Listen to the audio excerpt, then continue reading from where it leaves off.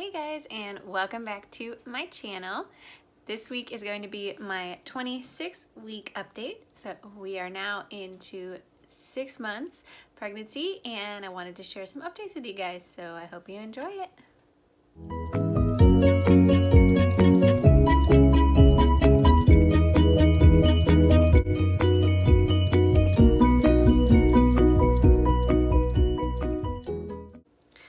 So as always, I'm going to start with symptoms, what has changed, what's different, those type of things. So the biggest thing that's going on right now is a lot of growth. So between 20 and 26 weeks, the baby almost triples in size.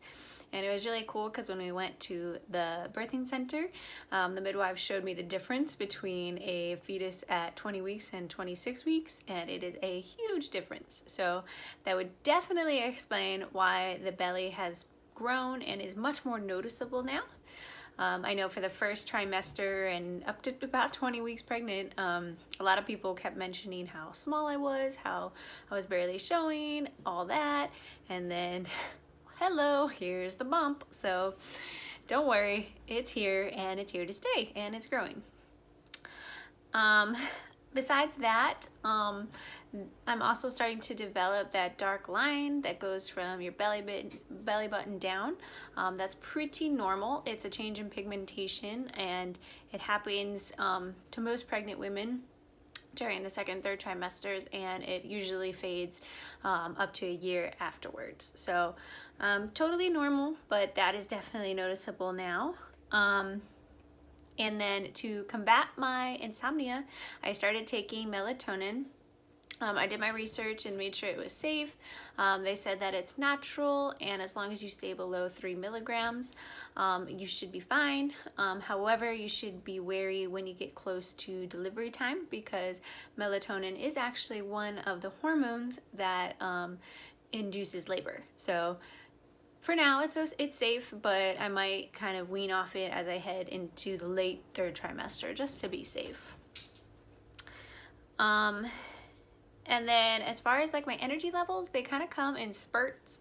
So I'll be good for, 4 to 5 hours, and then I will crash. So I find that short naps or sitting down, putting my feet up, those type of things has really helped.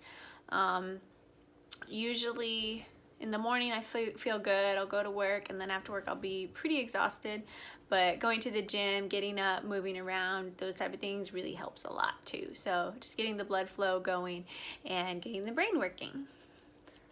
And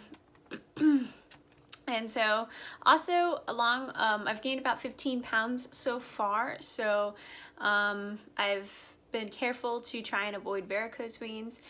They're not necessarily genetic in my case, but you never know. It happens to a lot of pregnant women. So they say to not wear tight clothing. So especially, around the stomach and those type of things. You don't want to wear too tight of clothing because it's going to cut off the blood supply. Because I learned from my time in anatomy class that veins do not have their own pumps.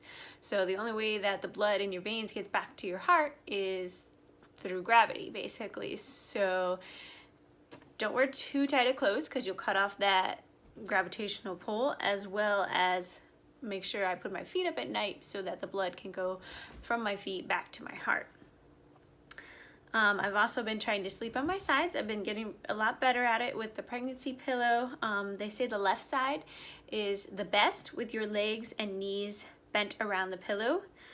And what this does is it increases the amount of blood and nutrients to the placenta. So they say that's the most ideal sleeping position. So I've been trying to stick with that one. They say that if you accidentally roll over and sleep on your back, that's okay, but you should try not to sleep on your back because it can actually cut off the blood supply through the inferior vena cava to the placenta. So you can actually cut off temporarily the blood supply to the placenta, so not safe to do, so they recommend sleeping on your side. Besides that, my hair has been extremely thick. I've always had thick hair my whole life, but that's why I've been wearing it curly or wavy lately, because to straighten it is just a waste of time, because it just kind of goes back to the wavy look. So everyone's like, oh, it's such a blessing. Well, you don't have this hair, so it's very difficult to manage. So I've just been kind of throwing some hair oil in it in the morning and maybe a little styling spray and calling it a day. I know they say that after pregnancy, after you give birth, the hair will fall out that has been holding on. So it should go back to normal after I give birth. And then, like I mentioned, weight is up about 15 pounds. Pretty normal. I estimate at this point the most I'll gain is maybe 25, maybe 30 pounds. But I'm not going to stress about it, because you know, this body is not for me, it is for the baby. So I'm trying to exercise regularly, eat healthy as I can, and nourish the baby so that the baby has a healthy and great time while it's in there, of course, because while the baby is growing, it is the safest place that that baby will ever be. So just important to focus on that and change mindset. It's not easy, especially after a couple years ago I lost about 25 pounds and I was feeling great, and then I gained some muscle, and so I was feeling even better. So I went from being in the best shape of my life to this. So it is it is a big change, but I've been adjusting okay. And then updates. So I'll move into updates. The baby is about 14 inches long right now. She is almost 2 pounds. So I received an email from my midwives, and they said at this point, 26 weeks, if the baby were to be born, it could survive. She could survive in NICU for a while, but of course we want to keep her in there until the due date. So she's about 2 pounds. She is very active. She loves to kick. And especially when I'm sitting or resting, I'll feel her kick a lot more. And so that's been kind of cool. I did let Johnny feel her a couple times, so we've both been able to feel her. Her kicks are getting a little stronger, so you can tell she is growing. So, besides that, I have an OB appointment this Thursday.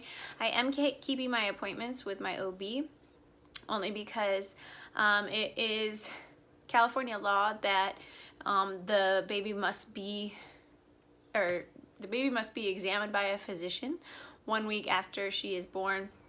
And then of course I will also need postpartum care.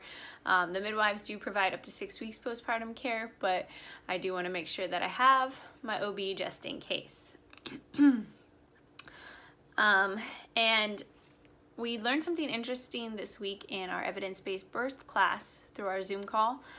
Our teacher shared some statistics with us from the local hospitals in our area, and we were pretty appalled to see the statistics for the San Antonio Hospital, which is the hospital that is the closest to us. So I'll share some of those statistics with you.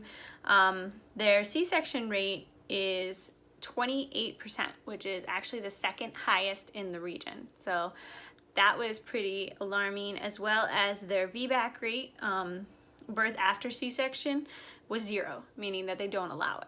And so that was kind of strange, because that's kind of an ancient way of thinking, that a woman cannot have a normal birth after she has a C-section. So that was kind of discouraging. And then one of the most alarming was their episiotomy rate was 21%, which is actually the highest in the region.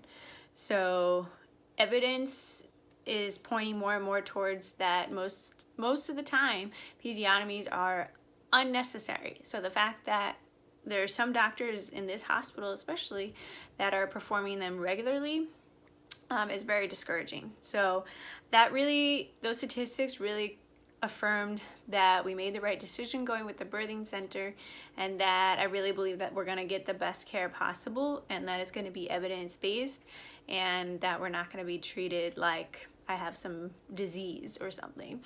So that was really encouraging to see, or discouraging to see that the hospital has those statistics, but encouraging for us because it kind of reaffirmed that we made the right decision. So, and the biggest thing in all this is that, you know, your giving birth is such a huge life event that your goals and your opinions should not be rushed off like they're nothing. Because sometimes doctors perform procedures that they don't even ask you or tell you about. And it's really discouraging to see that, but that's why it's so important to be your own advocate and just stand up for yourself, because, you know, it's your birth. So you want it to go, it's not going to go the way you think it's going to go. It's always going to be a surprise, but you should go in feeling that you have somewhat of control and that at least people are considering your opinions and that they matter. So that's just our little kind of update so far on that. We don't go back to the midwife center until the 28-week mark, so around March 25th. That'll be our next prenatal appointment there. And then unfortunately I will have to go back for another gestational diabetes test because I passed the first one, but then they have to test you again in your 3rd trimester just to be sure, especially with the family history that I have with diabetes. So, you know, it's better safe than sorry. So it does stink. I have to take a whole day off work, but in the end it's better to know than not know. So that's pretty much it for what's going on now. Not too many crazy other symptoms or anything like that. This Friday, I will be uploading a video from some of the things that I learned, or we learned in our evidence-based birth class this week. So it'll be titled Natural Comfort Measures During Labor. So just different things you can do during labor to either take your mind off the pain or, you know, not focus on it or ease the pain. So pretty interesting stuff. I will be putting that up on Friday. If you guys have any questions or if you liked part of the video, be sure to hit like and subscribe. And then if you know any new moms or expecting moms, please share my channel with them so that they can follow along with my journey. And as always, we can connect or I can answer any questions they have. So hope you guys have a great day, and I will talk to you in the next video.